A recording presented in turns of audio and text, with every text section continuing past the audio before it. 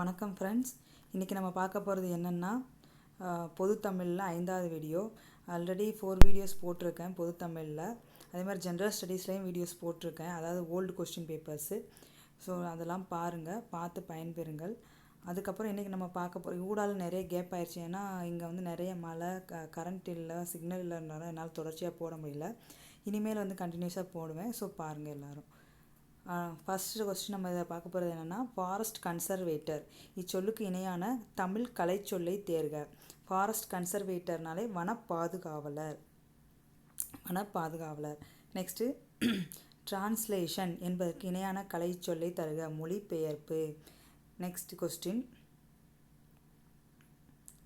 பாரதியின் பாடல்கள் உள்ளங்கை நெல்லிக்கனி போல அனைவருக்கும் விளங்கும். இதில் வந்து உவமையின் பொருளை எழுதணும். அதாவது அந்த அண்டர்லைன் பண்ண உள்ளங்கை நெல்லிக்கனி போல அப்படின்னா, உள்ளங்கை நெல்லிக்கனி போலன்னா நமக்கு என்னது, வெளிப்படைத்தன்மை. ஃப்ரெண்ட்ஸ், இதில் பாருங்கள், இந்த உள்ளங்கை நெல்லிக்கனி போன, அப்புறம் வந்துட்டு என்னமோ இது சொல்லுவாங்களே, அடுத்ததுலேயே 5வது கொஸ்டினில் இருக்கு பாருங்கள், நெல்லிக்காய் மூட்டையை கொட்டினால் போல. இந்த மாதிரி அந்த சுவர் இருந்தால் தான் சித்திரம் வரைய முடியும். இந்த மாதிரியெல்லாம் வந்துட்டு கொடுத்துட்டு அதோட அந்த உவமையோட பொருள் என்னங்கிறது கேட்குறது வழக்கமான ஒரு கொஸ்டின்னு. ஸோ வந்து இந்த இது வந்துட்டு கண்டிப்பாக பாருங்கள், இதுலேருந்து கண்டிப்பாக வரும். சரிங்களா? நெக்ஸ்ட் நம்ம பார்க்க போகிறது என்னென்னா, இதுக்கு ஆப்ஷன் இதுக்கு வந்துட்டு வெளிப்படைத்தன்மை. உவமையின் பொருளிலிருந்து சரியான தொடரை எழுதுக. உடலும் உயிரும் போல. இணை பிரியாமை. உயிர் பிரிஞ்சிச்சுன்னா என்ன ஆகும்? உடல்லேருந்து உயிர் பிரிஞ்சிச்சுன்னா அந்த இதில் சரீரத்தில் ஒன்றுமே இருக்காது.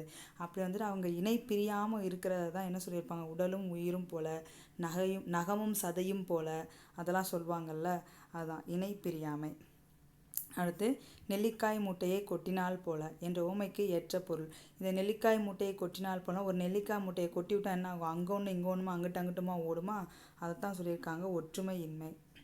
இதில் பாருங்கள், உவமையே வந்துட்டு வரிசையாக ஒரு 4-5 இது நம்ம பார்த்துட்டோம். 1 2 3 4 4வது பார்க்குறோம். மடை திறந்த வெள்ளம் போல். மடை திறந்த வெள்ளம், மடையை திறந்தான வெள்ளம் எப்படி அப்படியே தடை இல்லாமல் அப்படியே சர்ன்னு வந்து என்ன தடை ஊடால இருந்தாலும் அடிச்சுக்கிட்டு போயிடும். அதைத்தான் சொல்லியிருப்பாங்க, தடையின்றி மிகுதியாக. நெக்ஸ்ட்டு, இருவினைகளின் பொருள் வேறுபாடு அறிந்து சரியான தொடரை தெரிவு செய்க. பணிந்து, பணித்து. பணிந்துனா நம்ம பணிஞ்சு போகிறது, பணித்துனா வேற ஒருத்தரை பணிய வைக்கிறது. ஸோ இந்த இதோட பொருள் தெரிஞ்சு அந்த தொடரில் எந்த தொடரில் கரெக்டாக பொருந்திருக்குன்னு பார்க்கணும். கயல்விழி பணித்ததால் பணிந்து படித்தாள். கயல்விழி பணிச்சா, ஆனால் யார் பணிந்து படித்தாளுங்கிற மென்ஷன் பண்ணல இங்கே ஃபஸ்ட் இதில், அதனால் இது வராது. ஆசிரியர் பணிந்து கூறினார். ஆசிரியருங்கிறவரே என்னது, பணிந்து எப்படி சொல்லுவாங்க, ஆசிரியர் தான் பணிப்பார், நம்ம வந்து செய்யணும், நம்மளை பணிய வைக்கிறது ஆசிரியர். ஆனால் இங்கே ஆசிரியர் பணிந்து கூறினார்னு இருக்குது, தப்பு. அப்புறம் வந்து கயல்விழி பணித்து படித்ததால் ஆசிரியர் பணிந்தார். ஆசிரியர் பணிய மாட்டாருன்னு நான் ஆல்ரெடி சொல்லியிருப்பேன். ஆசிரியர் வந்து நம்மளை பணிய வைப்பார். ஸோ இந்த இடத்துல இதுவும் தப்பு. பணித்து படித்தால் இல்லை, பணிந்து படித்தால் தான் வரணும். நெக்ஸ்ட் இதில் பாருங்கள், ஆசிரியர் பணித்ததால் கயல்விழி பணிந்து படித்தால், இதுதான் சரியான ஆப்ஷன். நெக்ஸ்ட் கொஸ்டின், சரியான தொடரை தேர்வு செய்க. அதே தான், பணிந்து பணித்து. சரியா? பணிந்துனா என்ன, நம்ம பணிஞ்சு போகிறது. பணித்துனா மற்ற ஒருத்தரை பணிய வைக்கிறது. தலைவர் பணித்த வேலையை தொண்டன் பணிந்து செய்தான். கரெக்டு. தலைவர் தான், ஒரு ஹையரார்க்கியாக இருக்கிறவர் தான் நம்மளை பணிக்கணும், நம்ம அதுக்கு பணிந்து செய்யணும். அப்போ தலைவர் தான் பணித்தார், தொண்டன் பணிந்தான்.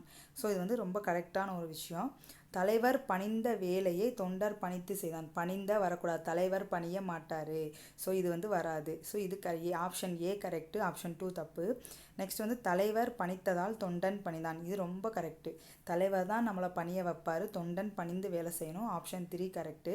ஸோ தலைவர் பணிந்ததால் தலைவர் பணிய மாட்டார். ஸோ இது வராது. So option 1 3 correct. Option A தான் கரெக்டான ஆப்ஷன். நெக்ஸ்ட்டு, சொற்கள் ஒழுங்கான வரிசையில் அமைந்த தொடரினை கண்டறிக. ஒத்த அனைவரும் இயல்புடையவர்கள், பிறப்பால் மக்கள். பிறப்பால் மக்கள் அனைவரும் என்னது, ஒத்த இயல்புடையவர்கள் அப்படின்னு சொல்கிறது தான் சரி. ஆப்ஷன் பி தான் சரியானது. அடுத்து, அகர வரிசைப்படுத்து. நான் எப்படி இந்த ஓமைங்கிறது கண்டிப்பாக வரும்னு சொன்னேன்னா, அதேமாதிரி அகர வரிசைப்படுத்தும் கண்டிப்பாக வரும். ஆல்ரெடி சொன்ன வீடியோஸில் எல்லாம் அகர வரிசை எப்படி இருக்குன்னு சொல்லியிருக்கேன். ஃபஸ்ட்டு உயிரெழுத்துக்கள் பார்க்கணும். உயிரெழுத்துக்கள்லாம் ஒன்று போல் இருந்துச்சுன்னா அடுத்து மெய்யெழுத்துக்கள், அதாவது உயிர்மெய் எழுத்துக்கள் எப்படி வந்திருக்கு, அந்த ஆர்டர் பார்த்து நம்ம ஆர்டர் பண்ணணும். ஃபஸ்ட்டு இங்கே வந்துட்டு எந்த ஒரு உயிரெழுத்துமே கிடையாது. இதில் இருக்க எல்லாமே என்னது பா வரிசை தான். பா பி அந்த வரிசையில் தான் இருக்குது. ஸோ அந்த வரிசைப்படி நம்ம பார்த்தா நம்ம ஃபஸ்ட்டு வர வேண்டியது பானா தான் வரணும். பழங்கள் இருக்குது. பாக்கப்புறம் பாவண்ணா பாரதம் இருக்கா. பாக்கப்புறம் பாப்பா பி இருக்கணும். பி இல்லை, பீ இருக்குது பீலி. ஓகேவா.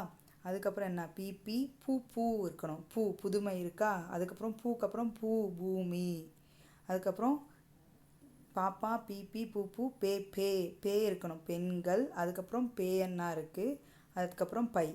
ஓகேவா. அந்த வரிசையில் கரெக்டாக இருக்கிறதுனா இந்த ஆப்ஷன் ஏ தான் கரெக்டாக இருக்குது. ஓகேவா. நெக்ஸ்ட் வந்துட்டு சொற்களை அகர வரிசைப்படுத்தி சீர் செய்க. இதில் எல்லாமே நமக்கு எப்படி இருக்குது, கா வரிசையில் இருக்குது. ஓகேவா. கா வரிசையில் இருக்குன்னா நம்ம ஃபஸ்ட்டு வந்து காணா தான் வரணும். கடல். இதில் ரெண்டு ஆப்ஷன் மட்டும்தான், பியும் சியும் மட்டும்தான். இந்த 2 ஆப்ஷன் மட்டும்தான் நமக்கு எப்படி இருக்குது, காணா வரிசையில் இருக்குது. அதுக்கப்புறம் பார்ப்போம். காக்கு அப்புறம் கூ வரணும். காவன்னா இல்லை, அதுக்கப்புறம் கூ வரணும். ஸோ குருவி இந்த ஆப்ஷனில் தான் இருக்குது. இதில் வந்து குருவி வரல. ஸோ இதை பார்த்தோன்னே இந்த 2 மட்டும் செக் பண்ணிட்டு நீங்கள் ஆப்ஷன் சின்னு தாராளமாக போட்டுடலாம். நெக்ஸ்ட்டு கொடு என்னும் வேர்ச்சொல்லின் வினையாளனையும் பெயரை அறிக. வினையாளனையும் பெயர்னு ஆல்ரெடி சொல்லியிருக்கேன். ஒரு வினை, அதை வந்து அந்த வினையாளனையும் பெயர் வந்து மற்றொரு வினையை, அதை வந்து ஒரு பெயரை கொண்டு முடியும். இப்போ கொடுத்தோர் அவர்கள். இந்த வினை வந்துட்டு எப்படி முடியும்னா ஒரு பெயரை கொண்டு முடியும். அதான் வினையாளனை பெயர். கொடுத்தோர். கொடுத்து வராது. கொடுத்துங்கிறது என்னது, வினைச்சொல். கொடுத்தது அது வினைமுற்று. கொடுத்தல்ங்கிறது ஒரு தொழில் பெயர். இங்கே கொடுத்தோர் பெரியோர் அப்படி சொல்லலாம். ஒரு பெயரை கொண்டு முடியுதா, அதான் வினையால் அணையும் பெயர். ஸோ கொடுத்தோர் ஆப்ஷன் சி. வேர்ச்சொல்லை கொடுத்து வினைமுற்றை அறிதல். ஸோ பேசுங்கிறது ஒரு வேர்ச்சொல் எப்பயுமே ஒரு கட்டளை சொல் மாதிரி தான் இருக்கணும். ஸோ பேசுங்கிறது ஒரு வினைச்சொல். ஸோ பேசுங்கிறது வந்துட்டு நம்ம எப்படி மாற்றணும், வினை முற்றாக மாற்ற வேண்டும். வினை முற்றுனா முற்று பெற்றிருக்க வேண்டும். பேசினான் இதுதான் முற்று பெற்றிருக்கு. பேசிங்கிறது முற்று பெறலை. அப்போ வந்து இது வந்து என்ன, இது வந்து வினை எச்சம். பேசிங்கிறது. பேசியனா அது பெயரெச்சம். பேசுதல்னால் தொழில் பெயர். ஓகே. கான் என்னும் வேர்ச்சொல்லின் பதம் அறிக. கான் இது எதுவுமே வராது. உண்டேனுக்கும் கானுக்கு ஏதாவது சம்மந்தம் இருக்கா, பார்ப்பேன் சம்மந்தம் இல்லை. பார் அப்படி தான் வரணும். சரியா. கற்பேன்னா கல் அப்படி வரணும். ஸோ கானுக்கு கரெக்டாக இருக்கிறது ஆப்ஷன் பி மட்டும்தான். ஒலி வேறுபாடு வந்து பொருள் தருக. விரைனா நம்ம விதைன்னு சொல்லுவோம். சரியா. அப்புறம் இந்த ஃபஸ்ட்டு வந்துட்டு இந்த விரைனா விதையை சொல்லுவோம். இந்த விரைனா விரைச்சிருச்சு, கால் விரைச்சிருச்சுன்னு சொல்லுவோம். மரத்து போச்சு அப்படி சொல்லுவோம்ல, அதுதான் ஆப்ஷன் பி. நெக்ஸ்ட்டு ஒலி மற்றும் பொருள் வேறுபாடு சரியான இணையை தெரிவு செய்க. விலை இது வந்து எனக்கு தெரிஞ்சு இது 6th ஸ்டாண்டர்டில் இருக்குன்னு நினைக்கிறேன். இந்த விலை. இந்த விலையின் வந்து ஒன்று நம்ம வந்து விளைவிக்கிறது. இந்த விலை வந்து விளைச்சல் நம்ம சொல்லுவோம்ல, அந்த விளைவிக்கிறது. இன்னொரு விலை இருக்குல்ல, அது வந்து நம்ம விளைதல் அப்படி சொல்லுவோம். விரும்புதல். ஒன்றை நோக்கி நம்ம விளையிறோம் சொல்லுவோம்ல, அதான் விரும்புதல்னு சொல்கிறது. ஆப்ஷன் சி தான் கரெக்டு. ஒலி மற்றும் பொருள் வேறுபாடு சரியான சொற்றொடரை தெரிவு செய்க. மணிமேகலை ஃபஸ்ட் ஆப்ஷன் பாருங்கள். மணிமேகலை மணிப்பல்லவர் தீவிற்கு சென்றால். இந்த இல் வராது, இந்த இல் தான் வரும். ஸோ மணிமேகலை மணிப்பல்லவர் தீவுக்கு சென்றால் இது கரெக்டாக இருக்குது. ஸோ ஆப்ஷன் பி பார்த்த உடனே போட்டுடலாம். சரியா. ஆனால் இங்கெல்லாம் பாருங்கள் மணிமேகலை இந்த லை வந்திருக்கு. அதே மாதிரி இந்த இதில் பாருங்கள் மணிப்பல்லவர் தீவு இந்த நீ வந்திருக்கு, தப்பு. நெக்ஸ்ட் வந்து ஆங்கில சொல்லுக்கு நேரான தமிழ் சொல் அறிதல். நாட்டிக்கல் மயில் இதுவுமே வந்துட்டு நம்ம கலை சொல் அறிதல் புக்கிலேயே இருக்குது. நாட்டிக்கல் மயில்னால் கடல் மயில். ஆங்கில சொல்லுக்குரிய தமிழ் சொல் இதுவுமே கம்பல்சரியாக வர ஒரு கொஸ்டின். எப்படி உவமை வரும்னு சொன்னேனோ, எப்படி வந்துட்டு அகர வரிசைப்படுத்தணுமோ அதே மாதிரி கலைச்சொல் அறிதலும் வரும். ஆங்கில சொல்லுக்குரிய தமிழ் சொல்லை எழுத. கிராப்னா செதுக்கி. உளவினா என்னது, கர்சர். ஓகேவா. உரைனா என்ன, ஃபோல்டர்னு சொல்லுவோம்ல, ஃபோல்டர்.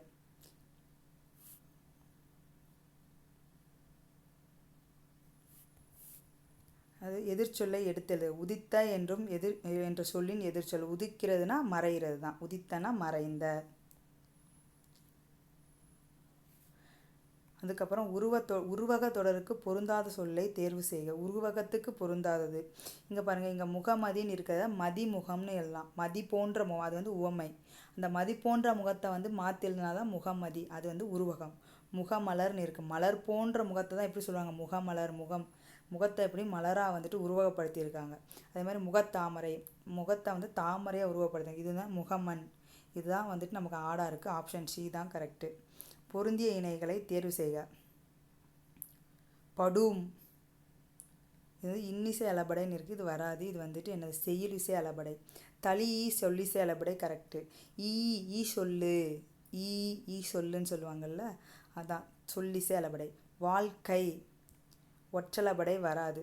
ஒரு 10 மெய்யெழுத்துக்கள் இருக்குது, அதோட அக்கண்ணா அதையும் சேர்த்தா என்ன 11 எழுத்துக்கள் இருக்குது, அது மட்டும்தான் ஒற்றளபடையில் வரும்.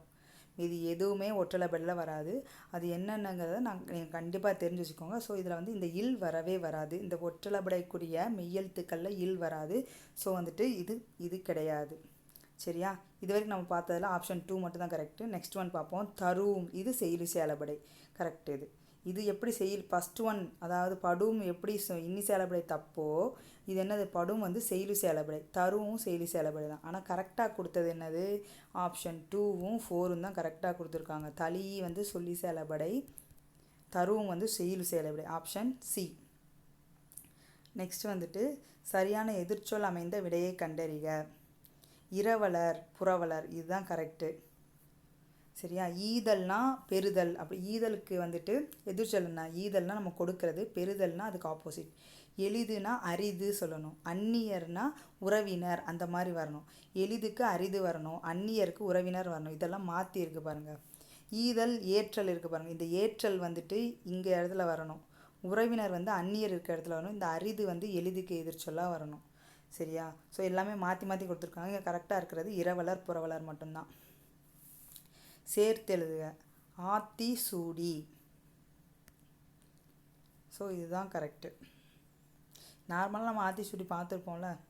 கொடுக்கப்பட்ட சொல்லின் சரியான கூட்டுப்பெயரை தெரிவு செய்ய. ஆடு, ஆட்டு மந்த, அப்படி தான் நம்ம சொல்லுவோம். கல், ஆட்டு மந்தை தான் கரெக்டு. கல் குவியல், கல்லை தான் குவியல்னு சொல்லுவோம். சரிங்களா? கல் குவியல். எறும்பு தான் சாறை சொல்லுவோம், எறும்பு தான் சாரையாக போகுதுன்னு சொல்லுவோம். சரியா? நெக்ஸ்ட்டு எதிரொலிக்க என்பதை சேர்த்து எழுத கிடைக்கும் சொல். எதிர் ப்ளஸ் ஒலிக்கங்கிற சேர்த்து எழுத கிடைக்கும் சொல் எதிரொலிக்க. இர்ரையும் ஓவையும் என்ன பண்ணிடுவாங்க, இர்ரும் ஓவும் என்ன ஆகும், இது பண்ணி ரோ அப்படி வரும், அதான் எதிரொலிக்க. அப்புறம் வந்துட்டு பொருத்தமான பொருளை தெரிவு செய்க. மக்கள் கரந்தை பூவை சூடி செல்வது. கரந்த பூவை எதுக்கு சூடிட்டு போவாங்கன்னா ஆணிரைகளை மீட்டல். வெச்சி வந்து எதுக்குன்னா ஆணிரை கவர்தல். வெச்சி பூ வந்து ஆணிரை கவர்தல், கரந்தை பூ வந்து ஆணிரை மீட்டல்.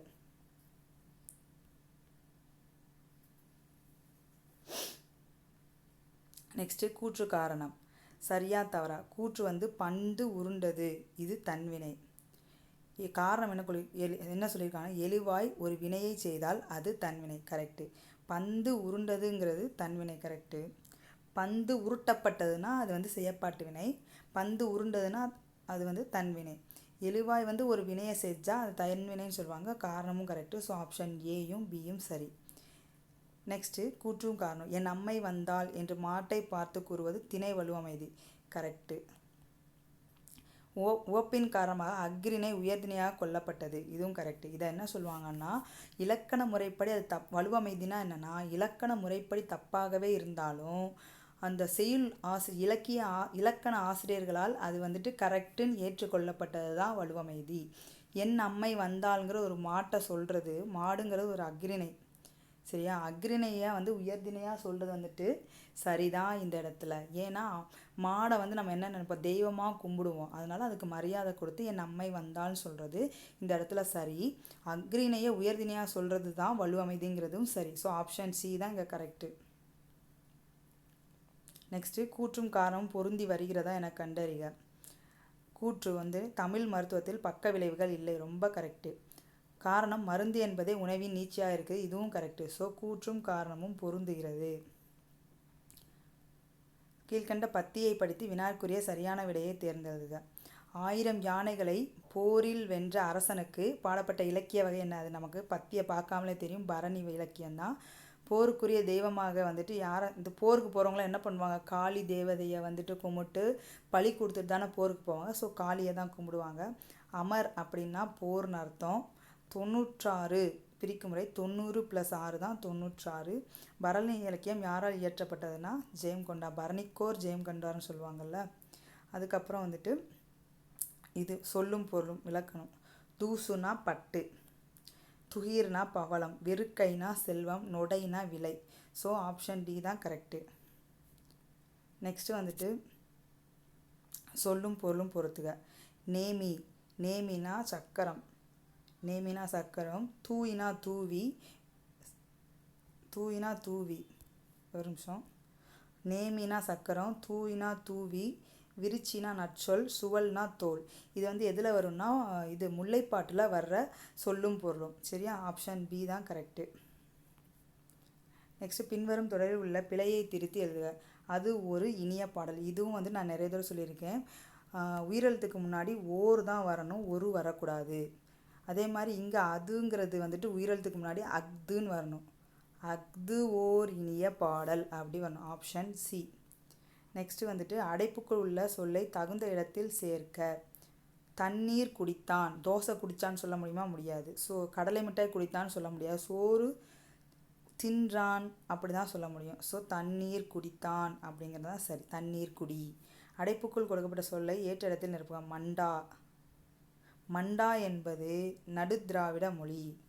இதுதான் கரெக்டு.